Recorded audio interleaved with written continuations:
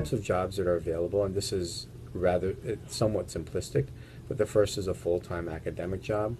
And by full-time, I mean you're actually working for the university, a hospital, a multi-specialty group, or the department.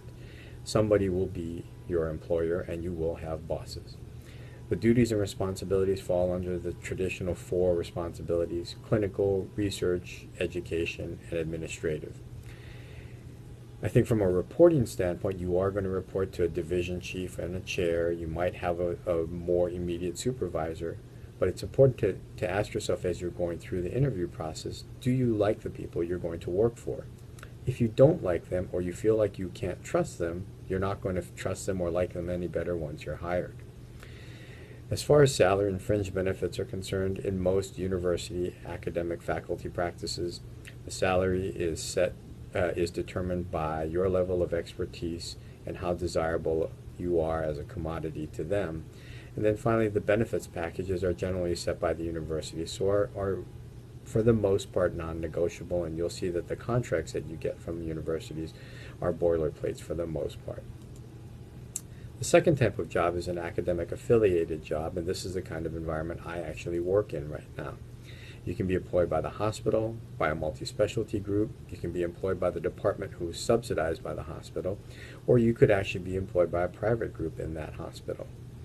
So again, the kinds of responsibilities are no different from a full-time academic job. We still require research, we still require administrative duties and responsibilities.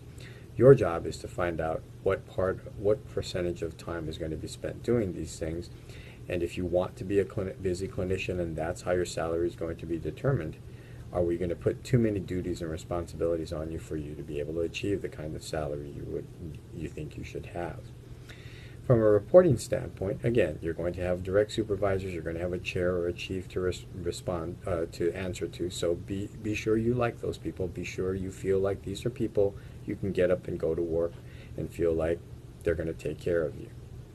As far as salary and fringe benefits, it's essentially the same as a university practice, except that whoever's employing you is going to determine your salary and determine your benefits. So be sure you understand how your salary is determined, and we'll get into this a little bit later.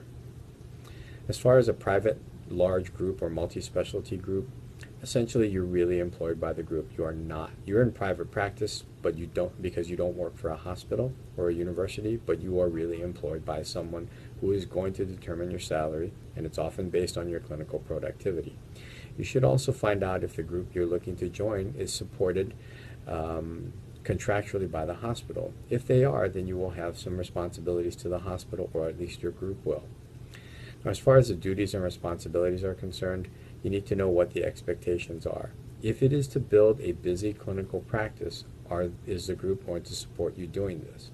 If they bring you in to be a busy colorectal surgeon, but all of the surgeons do colons and rectal surgery, then how are you going to build the practice and become fiscally able to support yourself? Now, as far as reporting, you're going to report to the leadership of the group. There's no question. You may have some responsibility to the hospital for services provided. For example, if you're a trauma surgeon and you're hired to run a trauma service, and the group is supported by the hospital to provide that trauma coverage, then you will be responsible to the hospital in some way, shape, or form. As far as your salary is concerned and the fringe benefits, the most important thing is to ask who determines what you make, and what percentage of the overhead are you going to be responsible for. Does this depend on how busy you are, or does everyone split the overhead and expenses equally? The final job model is actually a solo practice or private practice model, or a small group model where you have less than two or less partners. This is really trying to be completely independent, and if you are completely independent, this is the old eat what you kill model. Be aware that this is becoming increasingly difficult to sustain because the cost of doing business goes up continually, whether it's with the electronic health record, the cost of malpractice, the rising cost of salaries and benefits for your staff. So just keep that in mind as you look at completely independent private practice models. Many private practices now are actually supported either through stipend or contractual responsibilities with the hospital they work in, so you should be aware of this and look into this as you're looking at these kinds of positions. Again, your duties and responsibilities are going to be to your practice, but also you have staff that you need to consider, and you have partners potentially in a small group. There's not much cushion if one partner goes out ill. And then finally, if you have a stipend, receive a stipend, or are contractually obligated to the hospital, you will have responsibilities to that medical staff. As far as reporting is concerned, you're going to report to your group, and ultimately you will be responsible to your staff. Being in private practice with the staff is like being a parent in many ways. You bring in the money that your staff is dependent on for their salary and benefits. You need to understand that part of this is knowing who's going to cover you when you take off for the weekend or for vacations. Because if you take a 2-week vacation to Europe, your staff still needs to get paid, your bills still need to be paid, and so you need to understand how you're going to make this work. So be mindful of that as you look at this kind of model. Some of the caveats here. 1, there is no perfect job, at least not forever. You change, your goals change, the jobs change, the leadership changes.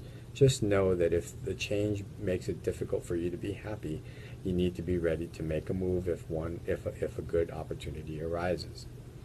You need to be sure that the job actually provides you with what you need to be successful, whether it's for research or building a busy clinical practice or developing a new program. Be sure that you ask the right questions and that you get commitments about the resources that you need. You should really like the people you're going to work with. You won't like them more after you start. So if you don't like them when you interview with them, when they should be trying to impress and recruit you, be careful, because the likelihood is you're not going to like them more once you're there. Finally, and this is a very important one, and it's one that I actually have tried to live with for all of my career, and it's really that your family should always trump your work. Your family should always be more important than what you're doing at work. You go home and share it with them. Don't do your work in isolation. They want to know what's happening to you, and that will always make your job better if your family feels like the job is good. So hopefully this helps, and I would encourage all of you to attend the panel session at the 2015 SSAT meeting in Washington, D.C. on the job search. We'll have an esteemed panel to discuss some of these topics and also to hopefully answer all of your questions. We look forward to seeing you at the 2015 Digestive Disease Week at the SSAT meeting. Thank you very much.